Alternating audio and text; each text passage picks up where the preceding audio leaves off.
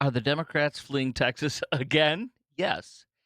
If you remember the last time they did this, it was during COVID in 2021, July. Several of them got COVID. They were begging. Remember, Gene Wu, one of the Democrat leaders, was saying how horrible it was and miserable it was, and I think one of them had a spare had a cup for change. They were change. They were jingling and panhandling. And if you remember, two of the legislators, two ladies from North Texas, at least one of them, a Democrat, they flew to Puerto Rico for a vacation. Shh. And if you recall, the Democrats fled with beer, a case of beer in a bus, then flew on, I believe, a private luxury jet. This time they're doing the same thing as they flee Texas. They fled Texas to Chicago, my hometown, to go with Governor J.B. Pritzker, aka Big Boy, BOI, Big Boy. Uh, Here's the thing: that jet that they used to go to Chicago is 15 grand to charter it one way, apparently, a luxury jet. So they're doing it again. They're up in a Hyatt, and JB Pritzker's family owns the Hyatt Empire. So I'm sure that'll be comped. And by the way, it's quite possible, Governor Abbott said, if you supply money, donations to them, or material goods like this, that's a crime because you are enabling it. They made it a crime, a $500 fine, $500 per day fine if you flee Texas, but then also you you can be charged with bribery, which is a class 2, I think he said class B felony or something of that nature. So I don't know if that'll actually be prosecutable, if or it's just a threat that can't be prosecuted. If it can be prosecuted, it should be. So by the way, is this leadership to you, fleeing a state? It's just a tactic, but it's not leadership. They're afraid. Stand and fight. Fleeing and fighting is not good leadership. But so how did it work out for them last time they fled? Well, we still passed voter ID. And guess what? Nothing melted down. The overwhelming percentage of blacks, Hispanics, all people across all political spectrums uh, support voter ID on about an 80% margin last time I checked. So here's the other thing: as far as redistricting, with the redistricting fight, where Texas could gain up to 5 House seats, and what's her name? Jasmine Crockett could lose her seat. I love that's my favorite part. Because she apparently is in one of these districts that's been rigged to the point where it's ridiculous of some nature. But here's the other thing too: redistricting has been done insanely in Illinois. There's one uh, uh, Texas Republican, Brian Harrison, a congressman, not a congressman, but a Texas House member. Brian Harrison was on fake news CNN on two separate live hits on CNN. It was great because he held up the state of Illinois, and he held up one gerrymandered district that is like a finger that goes all the way across almost the entire side, the entire width of Illinois, or at least halfway through, completely gerrymandered in every single way possible.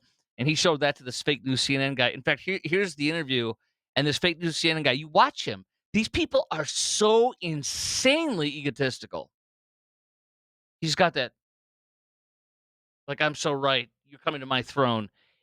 That's also the way Brian Harrison was also on with another lady on CNN. I can't remember which one it was, and same thing. They're in their ivory tower attitudes and such. And so here's what he said, which is absolutely fantastic. Listen to this. Has said so on multiple occasions. We So should have, then, quite frankly, we should have done this during the regular session and had this in the rearview mirror by now. so then, is your objection against Pritzker or Newsom doing the same thing purely that it doesn't advantage your party? That's not consistent. No, I've never. That's not. You're so I'm pretending to ask a question, but I'm trying to nail you and act all high and mighty. That's not consistent. Brian Harrison now nails him. Oh, I've never said something like that. You're putting words in my mouth. My objection, You're what pointing the Chris finger was at saying, them. isn't that he's not allowed to do it. My objection is the rank hypocrisy and dishonesty of what he's saying. I'm going to hold this up. Can you see this?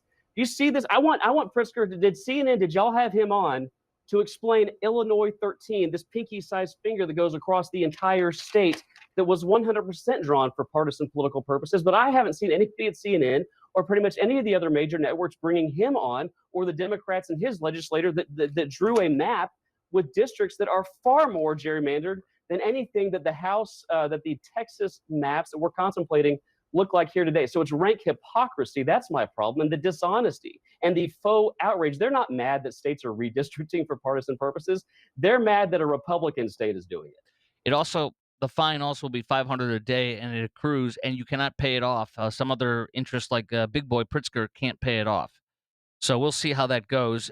Also, Abbott went nuts because he says if you're raising money, I've seen some of these Democrats asking for money while you're out there in Illinois. You can't do that. So we'll see how that plays out. Second of all, you want to see how rigged it is in these other states, how they've gerrymandered it?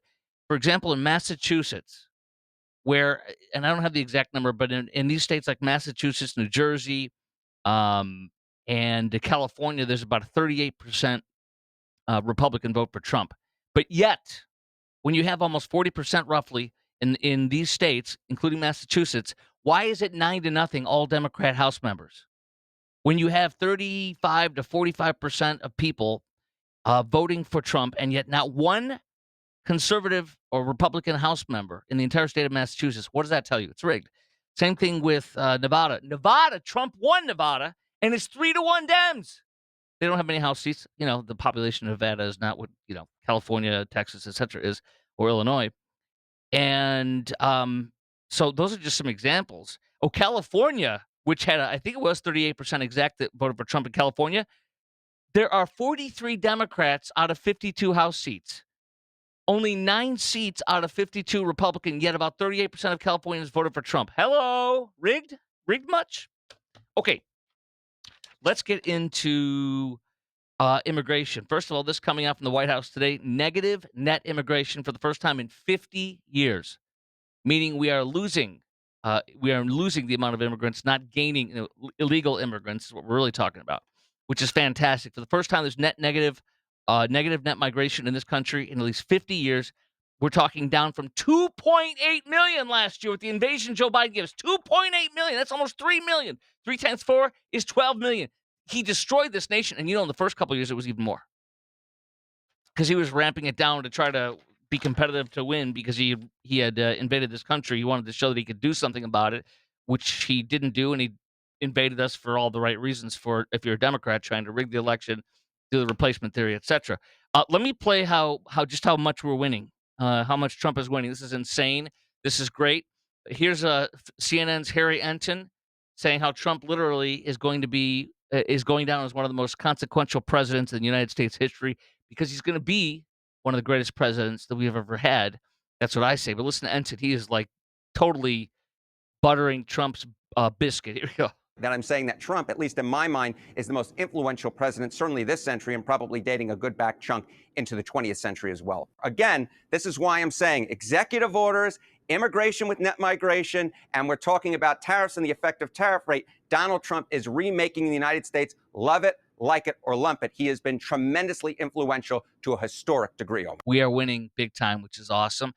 Here we go. Dems, though, meanwhile, from also fake news CNN's Harry Enton, Dems are in the crapper.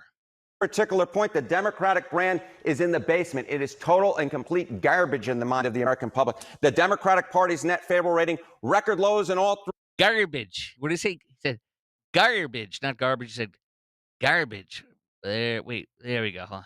The American public. The Democratic Party's net favorable rating, record lows in all three. Wall Street Journal, 30 points underwater. CNN, 26 points underwater. Gallup, 26 points underwater. And that is being driven in large part by discontent within the Democratic base. The Democratic base wants something different. We'll ultimately end up seeing who they choose. It'll be quite the thing who ultimately gets the. Zoran Mandani is their leader, and he's going to win. And we're going to see some crazy, wild, bad stuff go down there. That's the Democrat Party, and that's their future, which is why Chuck Schumer's doing stupid things to beclown himself with Trump and has been because he's desperate because he knows that AOC can challenge him for the Senate seat and win. Second of all, there's the Zoran Mandani Jr. in Minneapolis. He's going to win. This is it's a very bad thing to happen for all of us, but it's a great thing if you're a Republican and a bad thing for Democrats, but it's bad for all of us. So that's going to continue to play out. Now, Tom Cotton's saying this tonight. In addition to the announcement today, or the report out of Fox News today, that our Attorney General Pam Bondi has now officially referred the criminal case to a grand jury led by an unnamed prosecutor. How much you want to bet it's going to be Justice Janine Perot, Judge Janine Perot, formerly of Fox News, who's going to prosecute this, if possible. I don't know if they're going to do a special counsel or if they're going to do Janine Perot. We're going to see who it is, but we don't know who it is yet. But it's going in front of a grand jury. All the Russia collusion garbage is going to go in front of a grand jury, from what we've learned recently. Now, Tom Cotton also says this. He can confirm, this is today, Office of Special Counsel has opened up an investigation into Jack Smith's conduct during the election, which is fantastic because Jack Smith, the raid on Mar-a-Lago, we're going to find out because it was, well, we're hearing it from Maria Bartiromo on Fox News. We're hearing it from Trump officials and so many others that, in fact, it is believed, we don't know yet, but it is believed that the Biden DOJ and FBI raided Trump's house because they were trying to get documents that had the proof of the Russia collusion, and we're going to find out, and that's going to be fantastic. And Jack Smith's going to be brought back in and forced to answer for what he did, and we're going to see if there's any criminal wrongdoing in there. So that's good too. This all needs to happen. Quick break to have somebody beclown themselves. This is Jim Acosta. Fake news CNN, I guess, fired him. I don't know. But he's no longer with them. And here he is interviewing an AI version of one of the Parkland victims, one of the people from Parkland High School in Florida shot and killed, however many years ago that was. He's interviewing an AI of one of the victims. I would suppose the parents wanted this, but this is a new low. You know what I said on my Twitter feed? I tweeted out about this. Jim Acosta has jumped the shark. I would like to know what your solution would be for gun violence. Great question. I believe in a mix of stronger gun control laws, mental health support, and community engagement. We need to create safe spaces for conversations and connections, making sure everyone feels seen and heard. It's about building a culture of kindness and understanding. What do you think about that?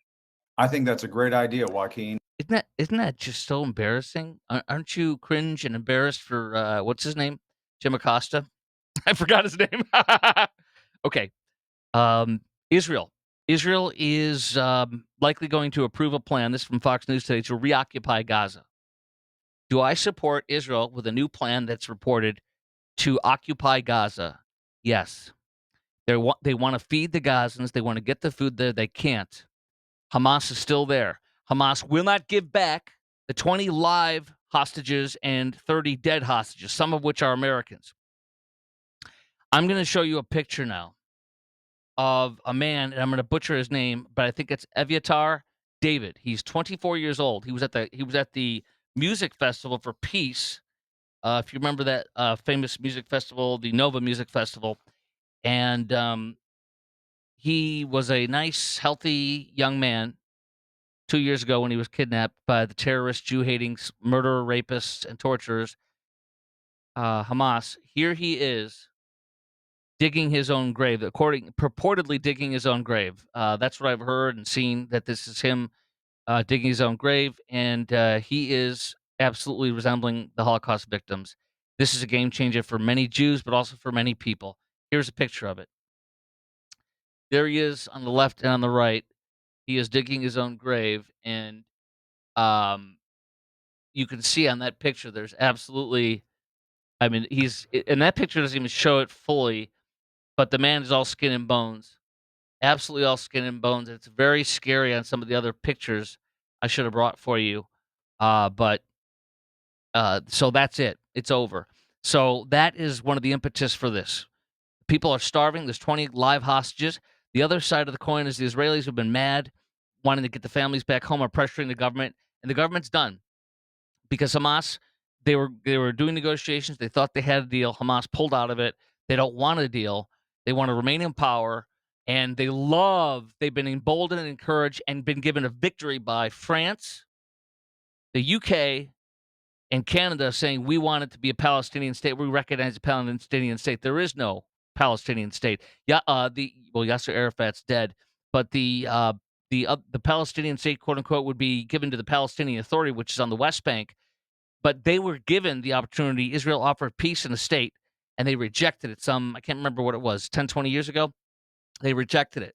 So they don't want this. They want perpetual violence. And by the way, all we got to do is have Egypt, Jordan, Syria, Lebanon, Saudi Arabia, Iran, Iraq, you name any Muslim country, take them in and give them a piece of their country and say, this is your state. They don't want them. And they should never get their own state. It is Israel's state, and that's it. So where's the pressure on the Muslim world to take down their massive triple border wall for Egypt and let the migrants from Palestine in? So what else do we have for you here? Channel 12 has a report saying that the decision has been made. We are going to occupy the Gaza Strip. If we don't operate now, the hostages will die of starvation. Gaza will stay under Hamas control. So get in there and eradicate the remaining. I'll make up a number, 20% that are of Hamas that's still there, 25% or 30% of it, and keep killing it and get that aid in and have good relations and keep working. It's going to be very dangerous, but they're going to have to do that, and I support it 110%. And they can Hamas can thank themselves for tweeting out that vile propaganda of the emaciated young man who looks like a Holocaust survivor. Here we go. Trump praising Sydney Sweeney after learning she's a registered Republican. She has been registered with the Republican Party of Florida in Monroe County since June of 2024. Gee, that coincides with the destruction of our country under Joe Biden. And how much you want to bet she's always voted Republican, but just registered as one just last year? The hottest chick on the planet right now, kind of as far as not social media, but culture, pop culture, social media, is Sydney Sweeney. And you can't cancel her. She's too big. They're going to try to cancel her now, but you just can't. She's so desired. She's so hot, as in not physically hot. That's true too, but she's so hot as a commodity. And this whole American Eagle thing, this has been oh, by the way, I saw that American Eagle's stock went up 20% today after Trump praised it. So this is so awesome. This is great. This is winning and having fun while we're waiting, while they're getting all mad. Meanwhile, people are now putting bets down. It is a public trading thing now where you can put bets on what the next. I don't know if you've seen this. I was going to show you a picture, but I'm not going to show you a picture of a dildo lying on the court of a basketball game. WNBA, I've told you this for several times now on the podcast. The WNBA is a freak show. It's not a sport. Nobody cares about it. Nobody watches it. What they do watch is WWE stuff, like them beating the crap out of each other, shoving each other, hurting each other. And then also people making fun of WNBA by throwing neon green dildos. Again, I'm not going to show you a picture because you can see it yourself. I'm not going to show it to you. I was like, no, I'm not going to show a dildo on my show, but I will tell you about it because it's a cultural thing going on. So people are taking bets on it now because like 2 or 3 or 4 games, they've thrown neon green dildos in different states and different cities onto the court. Because that's all the WNBA is. WWE, a joke. So the latest over-under here is black, brown, and rainbow dildos are coming in at plus 200. White Caucasian dildo 250. Pink 300. Purple 325 point up. I don't know how that works with betting. And then blue up 1,400 plus a wager on how it's handled. Well, they've been taking a cloth or something or paper, throwing it over it so you don't see it, and then walking off the court.